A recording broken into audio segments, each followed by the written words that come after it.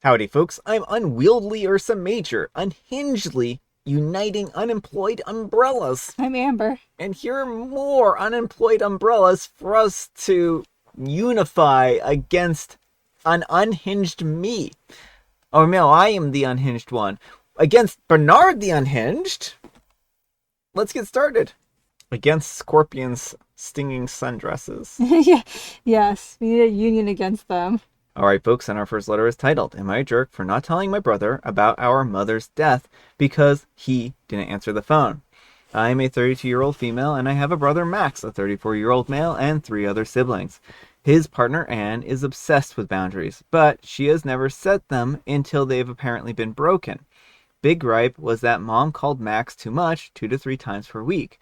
Max never mentioned an issue to Mom, but he let Anne attack her character hugely during one of her calling out sessions. A few weeks later, before they went on a trip, he messaged the group chat. It was clearly written by her, saying that they didn't want to hear from any of us for that week, and that we would be blocked if we disturbed them. It was a long and very nasty message, clearly directed at Mom. She was upset, but asked us to keep the peace because Anne was intimidated last time we pushed back on her. 2 days after they left, Mom unexpectedly died. Dad called me at 8:30, and 45 minutes later I tried to call Max for the first time. Then I sent a long text saying, answer your phone, it's urgent. Then I called again, I sent 2 more messages, and I called 4 more times that day. The next time I tried was the day before the funeral. I'd sent him a text saying that he must know that it's serious and he needs to call me. On the day, I called 6 hours before so he would have time to come back. Then again, an hour before. In total, I called 16 times. My sister tried 7 times and Dad tried 3. When they got back, she sent an essay to the group chat about how we're bullies taunting them and trying to ruin their relationship, and that we will never see either of them again. My youngest brother, a 20-year-old male, responded with, Mom died on Sunday. Consider your wish granted, you evil seas, and booted her from the chat. Max then rang me 22 times in a row, and I sat and I watched them all ring out. We, siblings, headed straight to the house because we knew that he would turn up there. My youngest brother, a 20-year-old male, who still lives at home, was by far the angriest about the situation, so we didn't want to tempt fate. They showed up furious. Nowhere near as furious as we were, though. The long story short is that none of us, except one sister, the reason that I'm posting, have seen or spoken to him since. Dad has made it clear that he lost both his wife and son that day. My position is that it was obvious that the situation was urgent, that I/we made more than enough effort, and that the outcome is all on him. This all happened in December, but Dad recently cleared out Max's stuff from the spare room and gave it to his BFF to pass on. Now Max is reaching out, wanting apologies for him and Anne, but ultimately to get back into the family. One sister is in contact with him and is applying pressure to the rest of us. She started becoming judgmental about us not telling him, but we've reminded her that she owns a phone and could have done the same at any time. I'm still very angry with him, and I'm leaning towards no longer inviting her out to our weekly dinners. A big deal for us, especially now. Am I the jerk for not telling him that Mom died, cutting him off, and considering doing the same to my sister? Alright, folks, what do you think? Jerk or not the jerk? Not the jerk. I mean, you tried to contact him. It's not your fault that he didn't pick up the phone or respond to a text. Yeah. He made a conscious choice, and I mean, that's generally not the type of thing you want to send over. I mean, it depends on your family situation, but a lot of times people feel like a phone call is better than a text for delivering that kind of hard news so people can prepare themselves a little better. Yeah. And I mean, if someone's saying if something is urgent, then usually, and multiple people are trying to get a hold of you, then you should at least answer them and see what the urgentness is all about, right? Right, like unless there's a serious history of, person crying wolf type of situation. And if they had answered it and it turned out to be something that wasn't an emergency, then they would have had a perfectly reasonable, excuse for being mad at the rest of the family, right? Mm-hmm. And saying, look, you ruined our vacation, blah, blah, blah. But they didn't even know the reason why everyone was trying to call before they jumped to the conclusion that they were trying to push boundaries and ruin vacations and stuff like that. And I also have a little bit of a problem with the way his wife is approaching boundaries and Mm-hmm. whatnot. Sure, you might have boundaries that you don't necessarily like you that aren't really firm or clear, and you can tell people about those and articulate them. And then if someone goes back through and, re-violates those boundaries after the fact, that's when you can be like, "Hey, this isn't cool." But to not give someone a heads up about this being a boundary, them violating it, and then basically like ratting, but getting angry at them and saying, "Oh, you violated this boundary you didn't know about." Yeah, well, that is really weird. And honestly, his partner seems a little bit controlling with her whole, Hmm. like, it sounds like she's the one who has an issue with the amount of times the mom was calling. And, like, it just, again, you don't get to set boundaries for other people in that, Hmm. like, you get to set your own personal boundaries, but to try and be like, oh, well, I don't like this, so I'm gonna, put this on my partner now too. And I mean, he's in the wrong for going along with her. I'm not saying this is all her and she's just all evil and everything. Yeah. Like, he also consciously made a choice not to pick up his phone. But I am a little bit wondering if she wanted to isolate him from his family. Yeah, I mean, isolation is a technique for abuse, right? And if she's slowly been trying to like ratchet down control on him, then this could be an abusive relationship, right? And this might be exactly what she's looking for is the isolation of him from the rest of the family. And I feel it's a tragedy. This whole situation is a tragedy. And the one exception that I can make to basically them not answering the phones is maybe they had them off the entire time and they only saw the messages after they turned them back on when they were coming back from the trip, because sometimes people will turn phones off. Mm-hmm. And then which I think is an acceptable thing for the most part. It's difficult because like we do have technology all the time near us, and sometimes you just need a period of time where you're not with technology, right? Right, but it doesn't sound like that's the case. It was don't contact us or we'll block you. Yeah. Like, it would have been different if they were like, we are going to be turning off our phones for this break. You Yeah. cannot reach us. But, Yeah. like, it sounds like that was not the case. Yeah, or we're out of cell phone range and it's not going to be easy to get a hold of us, right? Mm-hmm. We're not going to have phones on us, blah blah blah. Like, at that point in time, it's just a tragic situation, Yeah. but nothing could really be done. Let me know what you folks think. Anyhow, take care and good luck. And old Ryman says, let's get this straight. Max and Anne are asking for apologies. For what exactly? And OP replies, for robbing them of the chance to say goodbye by not trying hard enough to make sure they knew. I haven't had an actual conversation with them, but that's what my older sister is saying. I don't know, that's ridiculous. They tried Right. 17 times. Come on, they weren't going to answer the phone, period. Mm-hmm. What were you going to have to do? Drive out to wherever they were and tell them in person? And then they would have gotten mad at you for that too. Mm-hmm. And debate objective 2787 says info. So, how long was the trip and how many days did you try calling? Did you only try calling on 2 days? And OP replies, their trip was from Friday to Friday. Mom died on the Sunday, and we texted and tried to get calls straight away through all that day.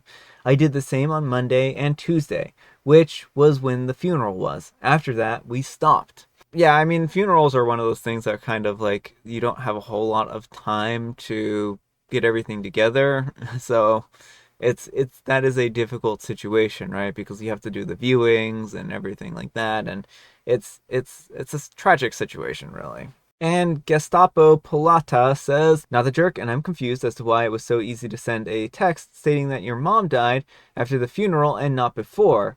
After getting no response to it's urgent, and no one thought to text the exact reason for calling. And OP replies, the text sent by my little brother was a unilateral decision on his part, made in response to their very nasty message. We agreed as a family that we weren't going to text the news to anyone. It wouldn't have felt like the right thing to do, so every message made it clear that the situation was an emergency. I mean, I'm not faulting OP and their family, but I think if you're not able to reach somebody after a certain amount of time, maybe the text is the correct way to go. Like, if you can't get a hold of them and they're not responding, then you need to be like, someone died.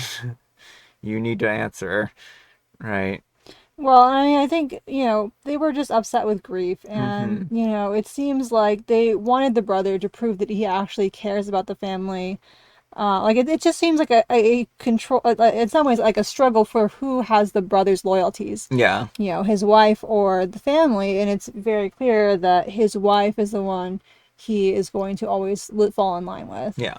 All right, folks, and our next letter is titled, My girlfriend, a 21-year-old female, loves dark romance. Should I, a 26-year-old male, be mad about this? Hi, we are in a 2-year relationship now, and everything is great, except she doesn't talk about me to her parents after 2 years of a relationship because she says she doesn't talk about stuff like that to her parents. I don't like it, but I accept it for now. What I really hate is that I discovered 2 months ago that she likes dark romance. Books with many stories, like, to give an example, the main girl in the book has to break up with her boyfriend and meets a doctor, and it's a dark, intimate romance story. Name of the book, for example, is It Ends With Us by Colleen Hoover. I don't like it because it makes me uncertain about our future, and I don't like this kind of fantasy kink. It's like I'm mad and sad for loving someone who loves reading this kind of story, and it just kind of disgusts me. What would you do in my case? Thank you. All right, folks, what do you think? I mean, what would I do in your case? Just accept it and move on? Like, people have different reading preferences, and what they want to read does not necessarily dictate what they want in real life. Mm-hmm. I like reading about zombies, but I do not want a zombie apocalypse. Like, 110% do not want that. So I think it is a stretch to try and be like, my partner likes this stuff. Clearly, this means she wants to run off with an abusive doctor. I think that OP is reading too much into this, and I think that there are a lot of women who read romance novels, and it's a very common genre, and there's going to be a lot of different themes in them, right? And if he's concerned about the themes, then maybe he can talk about the themes with his girlfriend and kind of explore why she likes these books and whatnot. But to be like, oh, I'm going to be, be like judgmental and, say that these types of things are inappropriate to read, I think is not a very good look on this. Well, I think that's an important thing too, is like if you have actual, like, there are reasons to have questions about certain books. And I'm not saying that people are bad for reading them, but one of my big issues with Colleen Hoover is that a lot of her storylines perpetuate in a narrative, romanticize abuse, Mm-hmm. you know? And so, like, it would be one thing if he wanted to have a conversation with her about that, and that doesn't mean she has to stop reading these books, but it's important to recognize that that's not a healthy relationship. Yeah. And there are, unfortunately, a number of dark romance, like, that is a kind of a trope in dark romance, is the romanticization of abuse. Yeah. And I think that is problematic, right? You shouldn't be romanticizing abusive relationships, but if this is what she likes and she enjoys reading these books, it's not for me to judge, right? I Exactly. think though that there does need to be like the trouble is like what does this kind of show people about who've never been in a healthy relationship, like what a healthy relationship is supposed to look like, right? Yeah, exactly. And I think then there again, like there's a difference between reality and fantasy, and very few times people want in reality what they want in fantasy, right? Yeah. And so, I mean, I think there are conversations to be had about books, and their problematic content. I don't think like you can never talk to your partner about book contents. Like, that should be off the table. But I do think that, you shouldn't judge someone for liking a certain type of book. You shouldn't make assumptions about what that means about them as a person. Mm-hmm. And I mean, again, maybe you could start a book club with your girlfriend and read books together, and have discussions about them and stuff Mm-hmm. like that, right? And yeah, maybe that's a good way of approaching it. But let me know what you folks think. So anyhow, take care and good luck. And Otomoto Yuki says she doesn't talk to her parents about you, but you came here to complain that she reads books with dark romance and mature content.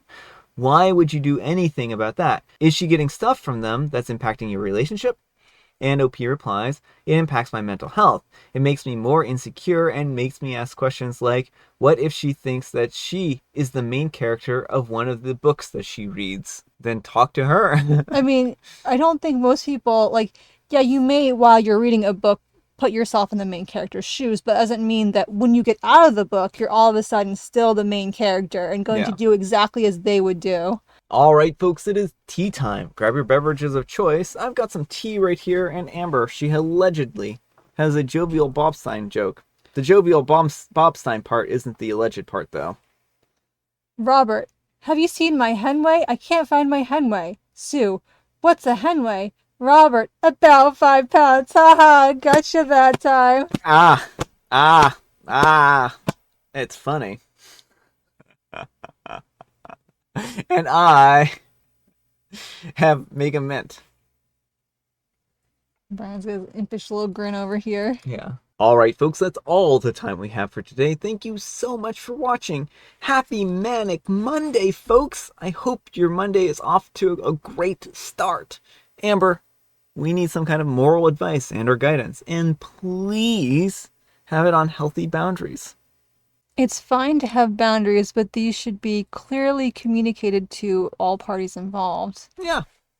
Thanks so much for watching, and we'll see you all tomorrow. Bye.